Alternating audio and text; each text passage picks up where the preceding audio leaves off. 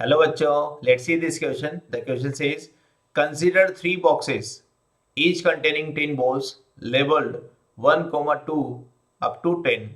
Suppose one ball is randomly drawn from each of the boxes, denote by Ni, the label of the ball drawn from the ith box where I equal to 1, 2, 3, then the number of ways in which the ball can be chosen such that n1 is less than n2 and n2 is less than n3 is। देखिए बच्चों, इस question को करने से पहले देख लेते हैं कि क्या क्या इन्फॉर्मेशन गिवन है और उसको हम कैसे काम ले सकते हैं। हमें यहाँ पर केवल तीन बॉक्स दे रखे, हमें यहाँ पर तीन बॉक्स बता रखे, सभी के पास हमारे पास क्या है 10-10 बॉल्स है जिसके ऊपर हमने लेबल लगा रखे 1, 2, 3 अप टू 10। सभी के पास हमारे पास 10-10 बॉक्स है और सभी बॉल्स के ऊपर लेबल हमारे पास हमने यहाँ पर लगा रखे। Suppose one ball is randomly drawn from each of the boxes. हम जब भी बॉल निकालेंगे रेंडमली किसी भी बॉक्स से निकाल लेंगे और denote by ni the label of the ball drawn from the ith box। अगर मैं ith box जहां पर i की वैल्यू 1, 2, 3, चूंकि हमारे पास तीन ही बॉक्स है तो अगर मैं i की वैल्यू 1 लेता हूं तो मैं n1 से बॉल निकाल रहा हूं, इसका मतलब ये है। और n की वैल्यू i की वैल्यू 2 ले रहा हूं तो मैं n2 से बॉल निकाल रहा हूं। तो अगर मैं जब भी सेकंड बॉक्स से बॉल निकालूंगा उसको n2 दिखाऊंगा और जब मैं फर्स्ट बॉक्स से बॉल निकालूंगा तो उसको n1 से रिप्रेजेंट करूंगा। Then the number of ways in which the ball can be chosen. हमें यहाँ पर टोटल नंबर ऑफ वेज बताने जिसमें ये रूल फॉलो हो रहा होगा, हमेशा n1 का वैल्यू n2 से कम रहे और n2 का वैल्यू n3 से भी कम रहे। ये प्रोसेस को फॉलो करते हुए हमारे पास टोटल नंबर ऑफ वेज कितने होंगे ये हमें बताने। तो आइए चलो इस क्वेश्चन को करना स्टार्ट करते हैं। करने के लिए हम कंसीडर कर लेते हैं यहाँ पर बॉक्स वन हम यहाँ पर ले लेते हैं इस तरह से बॉक्स वन, और सिमिलरली यहाँ पर ले लेते हैं बॉक्स सेकंड और यहाँ पर बॉक्स थ्री। मैं मानता हूँ कि हमारे पास तीन बॉक्स हैं जो कि यहाँ पर गिवन भी है और सभी के पास 10-10 बॉक्स है। अभी मुझे इस प्रोसेस का ध्यान में रखना है कि n1 जो है वो n2 से छोटा रहे और n3 सबसे बड़ा रहे, ऐसा मुझे प्रोसेस करना है। तो मैं मानता हूँ कि इसके पास 10 बॉक्स है जिसमें अगर जब मैंने बॉल निकाली तो फर्स्ट बॉक्स आ गई, वन बॉल आ गई, पहले लेबल वाली बॉक्स बॉल हमने विड्रॉल करी। तो अगर यहाँ पर बॉक्स वन से अगर मैं 1 नंबर वाली बॉल को लेता हूँ तो ऑब्वियस सी बात है कि यहाँ पर बॉक्स सेकंड में 1 तो नहीं आएगी, 1 बॉल तो नहीं आनी चाहिए। तो अगर आएगी तो फिर उस वे को मैं काउंट नहीं करूंगा। तो यहाँ पर जो बॉल का लेवल होना चाहिए वो कैसा आना चाहिए, या तो 2 आना चाहिए या 3 आना चाहिए या 4 आना चाहिए और या फिर हमारे पास 9 तक आना चाहिए। चलो मैं 10 भी ले लेता हूँ। अब 10 वाला प्रोसेस कैसे कैंसिल हो जाएगा वो मैं आपको बाद में बता दूंगा। अभी अगर हम बॉक्स वन से 1 बॉल निकालते हैं जिसका लेवल 1 है तो बॉक्स सेकंड से मेरे को 2 निकलना चाहिए या तो 3 निकलना चाहिए या 4 निकलना चाहिए या फिर 9 और 10 तक निकलना चाहिए। ठीक है, 1 निकलेगा तो काम नहीं चलेगा क्योंकि बॉक्स 1 का लेवल और बॉक्स सेकंड का लेवल क्या होगा, सेम होगा। सिमिलरली यहाँ n3 की वैल्यू मुझे इन दोनों से ज्यादा चाहिए।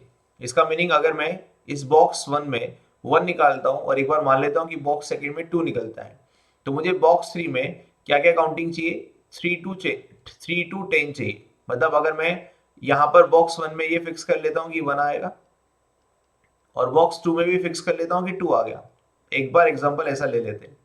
तो बॉक्स 3 के पास पॉसिबिलिटी क्या है, या तो 3 लेवल की बॉल निकले या फोर्थ या फिफ्थ या सिक्स या सेवेंथ और अप टू 10th। अगर ये सभी लेवल की बॉल निकलेगी तो हमेशा ये वाला प्रोसेस सही रहेगा कि n3 की वैल्यू सबसे ज्यादा आएगी n2 की बीच में और n1 की सबसे कम आएगी। इसका मतलब अगर मैं 3 टू 10 लेवल की बॉल को काउंट करूं कि हमारे पास कितनी पॉसिबिलिटी है, इधर 1 को फिक्स किया तो एक चॉइस यहाँ पर होगी, इधर 2 को फिक्स किया एक चॉइस यहाँ पर होगी, और अगर हम 3 टू 10 को काउंट करेंगे तो हमारे पास यहाँ पर 8 चॉइस आ जाएगी। 10 माइनस 3 प्लस 1 अगर मैं करूंगा तो 7, 7 प्लस 1 8, 8 वेज हमारे पास है, 8 तरीके हैं। अगर मैंने बॉक्स 1 से 1 बॉल निकाली जो लेवल 1 है और बॉक्स सेकंड से 2 बॉल सेकंड तो बॉल निकाली जिसका लेवल इससे ज्यादा है, और थर्ड बॉक्स से जो हमारे पास पॉसिबिलिटी आती है वो मैं 3, 4, 5, 6 कुछ भी ले सकता हूँ। तो यहाँ पर मेरे पास टोटल 8 तरीके हैं। ऐसे ही जब मैंने यहाँ से बॉक्स वन में 1 बॉल को फिक्स कर रखा है कि वही 1 लेवल वाली बॉक्स निकली, लेकिन बॉक्स 2 से मैंने चॉइस चेंज करी, मैं बॉक्स 2 में 2 के बाद 3 पे तो ले सकता हूँ, ये वाला चॉइस अगर मैंने लिया। अगर यहाँ पर 1 है और यहाँ पर 3 है तो ये वाला प्रोसेस यहाँ पर अभी भी फॉलो हो रहा है। और अगर मैंने यहाँ पर 3 नंबर ले लिया है तो बॉक्स 3 में मेरे पास काउंटिंग आनी चाहिए 4 के बाद वाली। तो अगर मैं यहाँ चॉइस देख रहा हूँ तो 4 to 10 में कोई भी लेवल वाली बॉक्स बोल ले सकता हूँ, कोई भी लेवल वाली बोल ले सकता हूँ। 1 3 का अगर सीक्वेंस देखा जाए तो 3 बड़ा है 1 से, और 3 के बाद अगर यहाँ सीक्वेंस देखा जाए तो 4 5 6 ऐसे में ले सकता हूँ, 3 से काउंटिंग नहीं कर सकता। तो हमारे पास टोटल वेज कितने आ जाएंगे यहाँ पर 7 वेज आ जाएंगे। कितने आ जाएंगे 7 वेज आ जाएंगे। सिमिलरली अगर मैंने 1 को फिक्स किया और 4 को यहाँ पर बॉक्स सेकंड में फोर्थ लेवल वाली बॉल को फिक्स कर लिया, तो हमारे पास यहाँ चॉइस कितनी बचेगी 5 to 10 बचेगी। दैट इज हम यहाँ पर क्या लिख सकते हैं 6 वेज लिख सकते हैं। और ऐसे ही नेक्स्ट वाली अगर यहाँ पर अगर मैं प्रोसेस को करूँ यहाँ पर 1 और यहाँ पर 5 लेवल वाली बॉल को पिक करूँ, तो यहाँ पर मेरे पास चॉइस क्या बचेगी 6 to 10 बचेगी, जिसको मैं फाइनली लिख सकता हूँ 4 वेज। क्या लिख सकता हूँ 4 वेज। और ऐसे ऐसे करके लास्ट में अगर मैंने यहाँ से 1 को फिक्स कर लिया और यहाँ से 9 को फिक्स कर लिया, अब 1 को यहाँ फिक्स किया 9 को यहाँ फिक्स किया, तो ये वाला सीक्वेंस 9 बड़ा है 1 से, ये तो सही है। अब 9 से बड़ा कौन होता है ओनली 10। तो यहाँ पर मेरे पास एक ही चॉइस आएगी, केवल 10th नंबर वाली बॉल आपको निकालनी पड़ेगी। तो यहाँ पर हमारे पास कितने तरीके हो गए भाई, एक तरीका 1 वे। ठीक है, फाइनली मैं क्या कर रहा हूँ 8 वे से 7 वे पे आया, 7 वे से 6 वे पे आया, 6 वे से 4th वे पे आया, और फाइनली मैं लास्ट वाले 1 वे पे आ गया। अब अगर मैं मान लो इस वाले केस को कंसिडर करता हूँ कि मैंने बॉक्स 1 से 1 लेवल वाली बॉल निकाली, बॉक्स सेकंड से 10th लेवल वाली बॉक्स निकाली। अब मेरे पास यहाँ पर इस 10 से ज्यादा लेवल है ही नहीं, तो बॉक्स 3 से मैं कोई केसेस नहीं बना पा रहा हूँ। इसका मतलब यहाँ पर बॉक्स सेकंड से मैं 10 को जब भी विड्रॉल करूंगा तो वो गलत केस होगा, क्योंकि मैं इस बॉक्स थर्ड से इससे ज्यादा लेवल वाला बॉल निकाल ही नहीं पा रहा हूँ। तो हम अगर इन सभी वेज का टोटल कर ले तो हमारे पास एक तरीका आ जाएगा जहां से मैं इस पूरे सीक्वेंस को कंसिडर करते हुए नंबर ऑफ वेज काउंट कर पा रहा हूँ। तो अगर मैं इन सबका समेशन करूं तो हमारे पास आ जाएगा ये हो जाएगा 10, और ये हो जाएगा हमारे पास 15 25 26। ठीक है, लेकिन यहाँ पर हम 1 to 8 काउंटिंग कर रहे हैं, तो इसको यहाँ पर ऐसे लिख लेते हैं 1 + 2 + 3 और अप टू 8। इन सबको मुझे समेशन करना है, और चूंकि ये क्या है एपी है, तो एपी के समेशन का फॉर्मूला क्या होता है n+1 डिवाइड बाई 2, क्योंकि नेचुरल नंबर है। तो यहाँ पर आ जाएगा 8 × 9 डिवाइड बाई 2। अगर मैं ऐसा करूंगा तो 36 वेज हमारे पास आ जाएंगे। तो यहाँ पर इसकी काउंटिंग आ जाएगी 36 वेज। लेकिन ये तो एक तरीका है जब मैंने बॉक्स 1 से 1 को फिक्स कर रखा है, और ऐसा अगर मैं सेकेंड केस बनाऊं तो यहाँ पर सेकेंड केस कैसे बन जाएगा, देखिए इस तरह से बॉक्स बॉक्स 1 बॉक्स 2 और बॉक्स 3, ये मैं सेकेंड केस ले रहा हूँ। अभी अगर मैं मानता हूँ कि यहाँ पर मैंने सेकेंड बॉक्स बॉल को फिक्स कर दिया, यहाँ पर मैं हमेशा यहाँ बॉक्स 1 से सेकेंड लेवल वाली बॉल निकालूंगा, तो यहाँ पर मेरे को कम से कम थर्ड लेवल वाली बॉल तो निकालनी पड़ेगी, क्योंकि इससे ज्यादा चाहिए ना आपको। और अगर यहाँ से थर्ड लेवल वाली बॉल निकाली तो यहाँ पर क्या निकालनी पड़ेगी 4 to 10, आप कोई भी निकाल सकते हो, 4 to 10 कोई भी निकाल सकते हो। तो यहाँ पर हमारे पास 7 तरीके हैं टोटल, 7 वेज। ठीक है, 7 वेज है हमारे पास।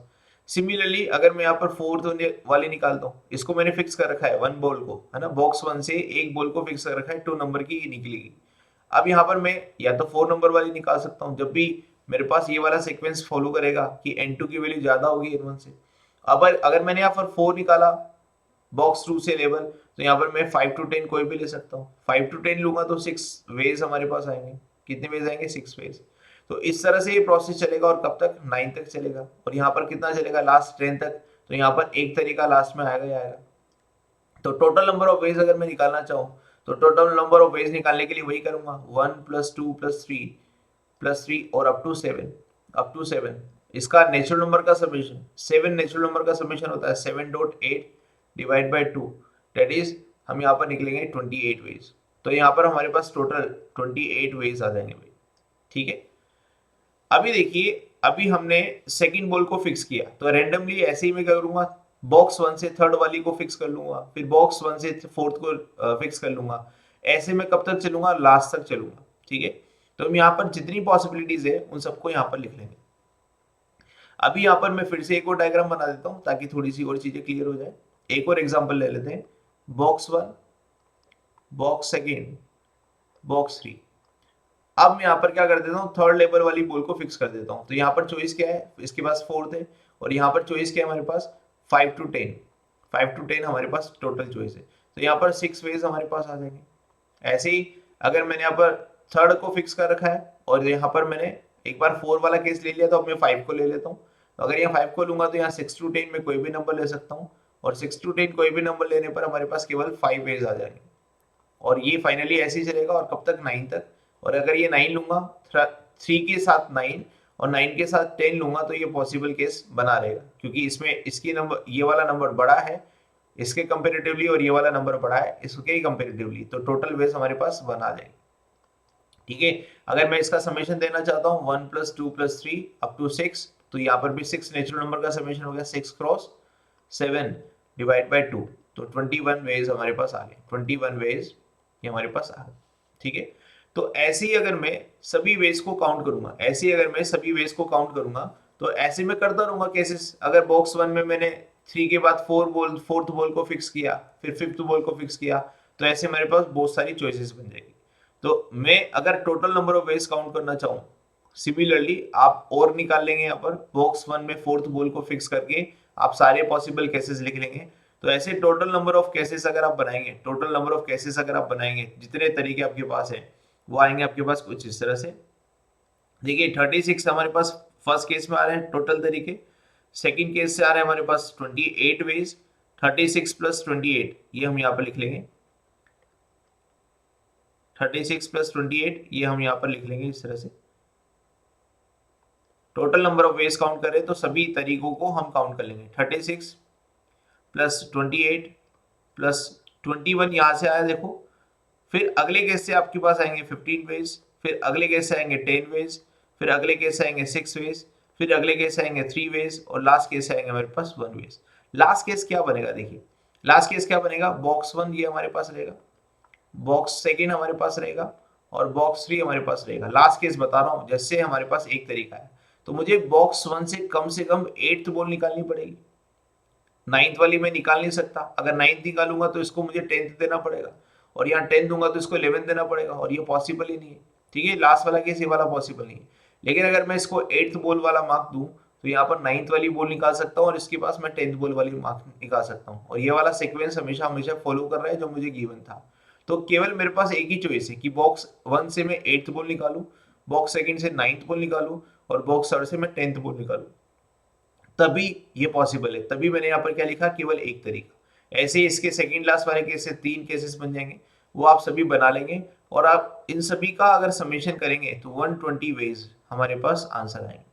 ठीक है, तो यहाँ पर की कॉन्सेप्ट क्या था, की कॉन्सेप्ट सिंपल था कि हमने यहाँ पर इस क्वेश्चन को समझने के लिए एग्जाम्पल लिया, पर्टिकुलर 3 बॉक्स बनाए, और 3 बॉक्स में एक बॉक्स पर हमने लेबलिंग फिक्स कर दी, और बाकी दोनों के लिए हमने सोचा कि क्या क्या पॉसिबिलिटी हो सकती है। ऐसे हमने बहुत सारे एग्जाम्पल बनाए, और हमारी लास्ट पॉसिबिलिटी कहाँ तक जाएगी कि अगर मैं बॉक्स 1 में से 8th बॉल को निकालूं, तो बॉक्स 2 में से मैं 9th निकाल सकता हूँ, और बॉक्स 3 में से मैं 10th लेवल वाली बॉल निकाल सकता हूँ।